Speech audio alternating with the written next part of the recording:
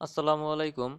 AutoCAD basic ট্রেনিংয়ে আজকের পর্বে আমরা শিখব ইরেজ এবং রিজেন কমান্ড সম্পর্কে।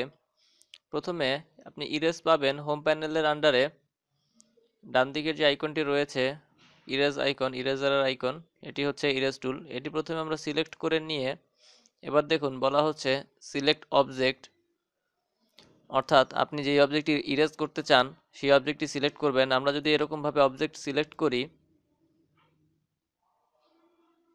এবার কিবোর্ড থেকে এন্টার দেই, তাহলে দেখুন এটি ইরেজ হয়ে যাবে। কিবোর্ড থেকে আপনি ইরেজ কমান্ড আনার জন্য চাপলে এটি ইরেজ আসবে। ইরেজ কমান্ড আসার পরে আপনি চাইলে উইন্ডো সিলেকশনের মাধ্যমে এভাবে অবজেক্ট সিলেক্ট করে নিয়ে আপনি এন্টার চেপে ইরেজ করতে পারেন। এছাড়া ইরেজ করার জন্য সবচেয়ে বেশি যে মেথডটি ব্যবহৃত হয়, অবজেক্ট সিলেক্ট করে নিয়ে এভাবে প্রথমে যে অবজেক্টটি আপনার ইরেজ করা দরকার, অবজেক্ট সিলেক্ট করে নিয়ে কিবোর্ড থেকে ডিলিট চেপে দিলে ইরেজ হয়ে যাবে।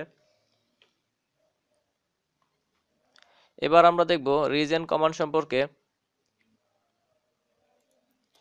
দেখুন এখানে যে ড্রয়িংটি রয়েছে এটি একটি বিজি ড্রয়িং। আপনি যখন হিউজ ড্রয়িং করবেন তখন এরকম প্রবলেম দেখা দিবে।